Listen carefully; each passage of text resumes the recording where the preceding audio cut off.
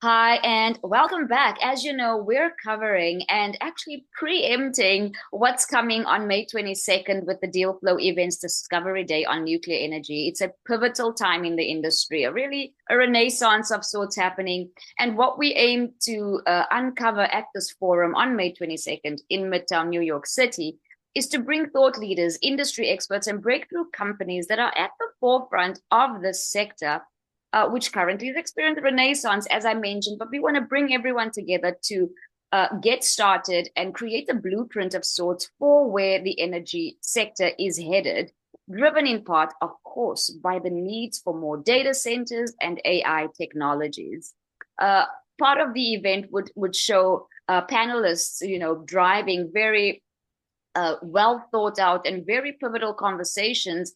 And attuned to that would also be presenting companies who are letting us in on what their progress is in terms of this nuclear energy sector and how they are really bringing innovative technologies and ideas to the forefront to really move this conversation forward. One of these companies is Moltex Energy, and with me I have CEO Rory Sullivan. So just off the bat, Moltex Energy is currently undergoing a sales process, and it will bring the sales opportunity to a variety of public contenders, I believe, on May 7th. Rory, welcome. We're excited to uncover more about Moltex Energy, your involvement at the event, and if I've kind of just smoothed over, the sales process, please feel free to dissect that a little more as we go along. Welcome. Thank you. So yeah, Rory O'Sullivan, I lead Moltex Energy. Really excited to be here. We're developing a very innovative nuclear reactor that is really focused on reducing the legacy waste issue for America, Canada, and the whole world. So I'm excited to dive in and talk more about it. Excellent. So as a start, Maltex's stable salt reactor technology claims to be both safer and more cost effective than traditional nuclear power. Can you explain the key innovations that enable these improvements, particularly how your design addresses historical safety concerns that have made the public wary of nuclear energy? Yeah, sure. Maybe first of all, I'll start off explaining about conventional nuclear. So conventional nuclear power, all of the reactors in operation, they have small little pellets of nuclear fuel, uranium, that go into pins. So they line up these pellets and pins, and there's thousands of those pins in a reactor. And that's how the reactor works. They get hot, heats water, creates steam for electricity. These are excellent in normal operation. These uranium pellets are really good at withstanding very high pressures, but in normal operation. If they get a little too hot and they get a meltdown happens, and we've all seen this in the past, in the 60s and 70s, there were accidents that led to a meltdown. Clever engineering has made this accident close to impossible. We've made nuclear power ultra safe. There's been thousands of years of operation with virtually no incident, and the incidents they have produced were essentially a success. They demonstrated that nuclear power was safe. There was no deaths from Fukushima, and from Chernobyl, there will be less than 1,000 or low thousands of deaths. So this is clever engineering that has made this safe, but that comes at a cost. And that's why today's nuclear power is still relatively expensive. To give an example, what modern reactors have is they have dozens of safety systems that were not in the plants that were built in the 60s and 70s to get to this impeccable level of safety. And that's why in the 70s they were low cost. And regulators today, they require 4 sets of these safety systems. And then in addition, the water pressure in the reactors is running at hundreds of bars of pressure. This is about a foot thick of the highest grade stainless steel that you can manufacture.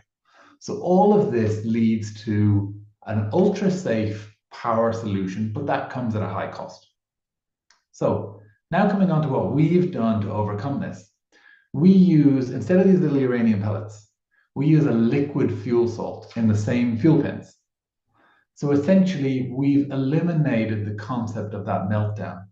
We don't have an accident scenario that can lead to that big airborne radioactive release. We can have accidents can happen at the plant. There's lots of scenarios you can have accidents, but they're all small accidents that will impact the facility, not accidents that can impact the surrounding area or the people around. And so we don't need these dozens of safety systems. We don't need this foot of high-grade stainless steel. We can do it with about an inch or two. And so that's how we can really reduce the costs, is we keep the impeccable levels of safety, but we've eliminated the hazards, so you don't need the high cost to get to that level of safety. Little technical there, but I think it's kind of interesting, and I hope I managed to convey that what we're trying to do to keep costs low.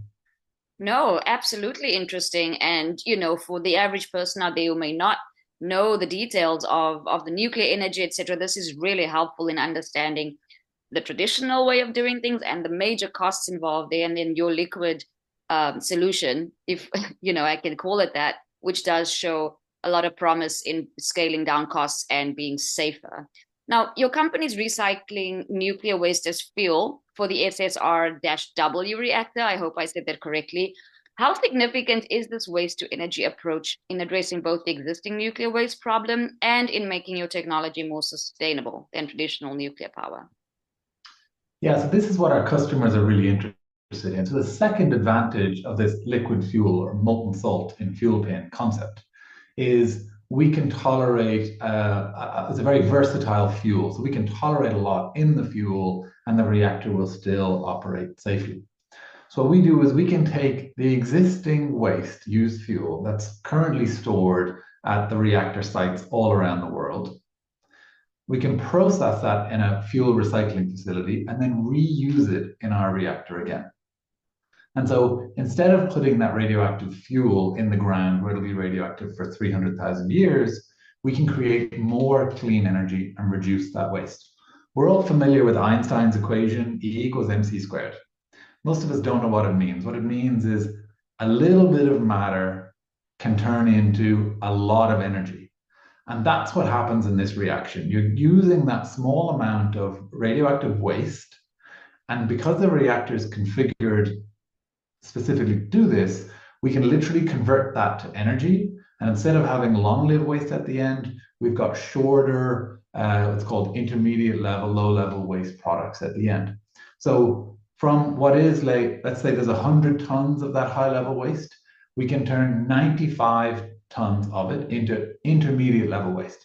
It's basically the same radiation levels as uranium as it comes out of the ground. So we're really purifying that used fuel, extracting out the small amount of long-lived waste products in there and using them as fuel. So the disposal volumes here can go down by about 3/4. That depends on the geology and the specific repository design in each country. But we don't see ourselves as competing with the other small modular reactor and nuclear companies. We're really focused on this waste issue because the waste issue is not going away. It looks like we're very likely to have a tripling of nuclear in almost every major nation. Nuclear is going to be expanding because we need it. And we want to be the cleanup guys. We want to be the team that comes along and deals with the waste legacy issue so we can enable even more nuclear power on the grid to decarbonize and create a more secure energy supply. Incredible. And it's really fascinating that off the bat, we are able, with this renaissance of the sector, to work in tandem with the demand and creating that solution to fuel and feed the demand, but also doing the recycling bit and not being on the back foot with that, as has been seen, typically with developments that we have, industrial developments, and then, realizing, oh my goodness, it's not great for the environment. What can we quickly do to retrack and renew or recycle or regenerate? And so I love that we are creating solutions in tandem with the renewable, recyclable, portion that's so important. Yeah, thanks. Well, we're excited too. And it's actually one of the really the best attributes of nuclear power today is that the nuclear industry takes into account all of its waste products. No other industry does that. So although waste is seen as the Achilles heel of nuclear power, it's actually really the big advantage of nuclear power because we know how to deal with it. We have it costed into all of the operational costs. There's liability funds to deal with it, and other sectors don't do that. In addition, now we can even improve that even further by recycling the waste. We have been working on this technology for quite a while. And just recently, at the early 2025, a couple of months ago, we announced the results of our major testing program to validate this recycling process. And so we've actually done years of testing with what's called synfuel, so surrogate fuel. And recently we did about a $10 million program to validate the recycling process with real used fuel. It's very hard and expensive to do tests with real used fuel, but we're the only company doing these tests out there. And we've come up with this breakthrough process that has exceptional efficiencies of recycling. We're talking about 10 times better than anything else that's been done before. And what that's shown us is that, yes, we can make fuel for our own reactor, but we actually can make fuel for other reactor types now too. It's come out that efficient. And so we've pivoted our business model slightly so that we're first of all going to recycle used fuel and then sell fuel to whoever wants it, because there's a lot of different reactor vendors out there. And then in parallel, we'll be developing our reactor, which can also be a reactor that buys that fuel. Definitely looking forward to watching this all unfold. Moving on, with the Canadian government supporting nuclear as part of their emissions reduction strategy, what specific regulatory challenges have you encountered during the vendor design review process? And how might these experiences inform global nuclear regulation as countries are seeking to meet climate goals? Well, regulators, they're familiar with existing technology and they know that's safe. They know it can be operated reliably for long durations, and we know the failure modes, they're comfortable with it. And the working assumption is that if it's new and if it's a change, it's less good. A regulator needs to see one operating before they give approval to license it. And that's really a bit of a catch-22. We want to develop new, safer technologies, but the regulations have got so stringent over the years that it's almost come close to impossible to actually develop new, safer technologies, because you have to have one operating to show it can work safely before you get a license to use it. And so what we've been doing is compiling a test program that is a large series of tests that replicates the different equipment and systems, just like as close as possible to being in a reactor. And of course, you can do a lot with advanced simulations nowadays, but you still need real testing before you can get anything licensed. And for example, at Argonne National Lab, we have a large coolant loop that simulates the coolant going through the reactor. It simulates fuel assemblies going in and out for different accident scenarios. And so all of this leads to long regulatory timelines. And this is not helping energy security. It's not helping safer nuclear energy be deployed at scale.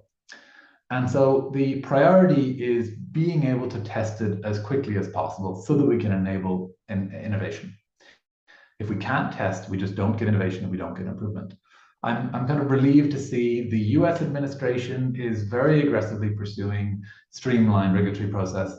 Just today, the day we're recording this, 29th of April, the Canadians have voted in a new liberal government, and they have set a target of 2 years for regulatory review. So policymakers have seen this issue, they're acting on it, and that's a big relief to me that we're going to be able to get through these processes faster. We don't need shortcuts, we need more streamlined processes. 100%. Definitely intriguing developments there in Canada. Now, the integration with renewables seems central to your strategy, particularly through the grid reserve thermal energy storage system. How does this technology specifically solve the intermittency problems of wind and solar? And what advantages does it offer over battery storage alternatives? So when we were coming up with this concept quite a few years ago now, customers said they needed flexibility. You know, renewables were getting cheaper and cheaper and coming onto the grid at larger quantities.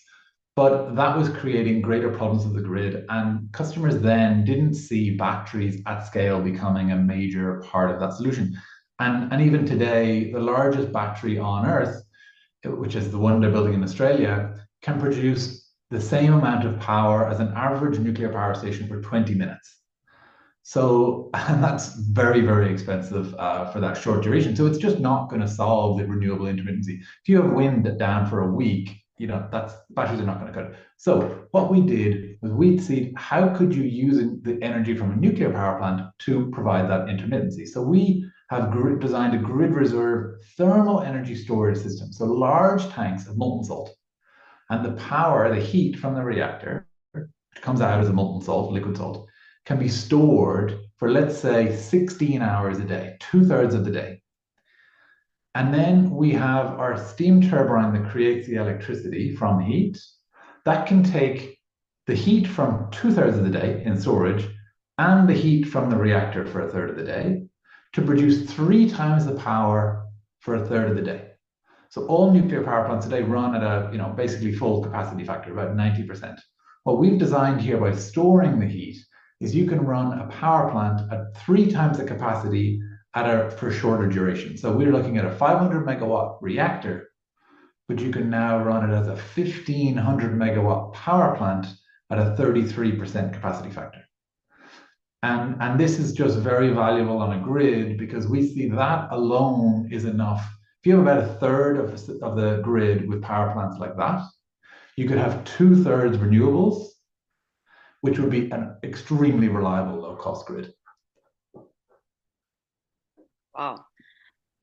Looking at your timeline now for deployment in the early to mid 2030s, what do you see as the greatest challenges? Technical, regulatory, public perception? What could affect your ability to scale quickly enough to make a meaningful impact on global carbon emissions? So we've had over $70 million invested by private or government institutions. But we've only been able to access about 40 million, maybe a bit more of that, as we needed further private investment to unlock some of the government grants, the government contributions rather. And so to date, the biggest challenge has been funding. We've had excellent technical success, huge customer interest, and the ability to bring in the best talent. But this costs a lot of money, and as we talked about earlier, because of the regulatory timelines, it takes it's a long time. It's not easy, and we are on the most innovative end of the nuclear technologies, which comes with challenges. There's a lot more technical risks. There's a lot to do, but the benefits are commensurate. The benefits are very significant. When we were last out in the market, the financial environment for nuclear power is very different. So we are currently going through a sale process. It's a relatively public process. This bid's accepted on May 7th. The agent is Hilco. And so I'm hopeful that the new owners will be able to pursue this. The objective is that new owners will be able to pursue this further. We may be out in the market looking for funding, depending on who those new owners are. But up to now, the biggest challenge has been funding. But yeah, the financial environment in nuclear has really changed. So I'm optimistic that'll improve. The need for nuclear is just growing and growing. The other big concerns with nuclear power in the past has been public perception. We really don't see that as an issue at all, particularly when we have we're focusing on this waste reduction. We've had very, very strong public reception. In New Brunswick, where we're looking at deploying our first reactor, where we have a site already ready to go, we have very strong public support. The First Nations there, the indigenous populations have invested in us because they back this, and that's typically been a major obstacle to projects in Canada. So a lot of opportunity. Some of the risks that have held us back in the past, like regulatory timelines, are slipping away, and we're excited to get new owners in place and get moving. Wonderful. And enter Discovery Day, Nuclear Energy, in New York City on May 22nd. Do join us, where you can uncover a lot more insights, not only for this company, but the industry in general. We'll have panelists, more presenting companies, showcasing their amazing innovations, and really come through, pay attention, because you could have first mover advantage in this renaissance of an era happening as we speak. I'm Carmel Fisher. Rory, thank you so much for joining me. Wonderful conversation, and you all stay tuned for more. Brought to you as always by the Harvest Podcast, available anywhere you listen to podcasts.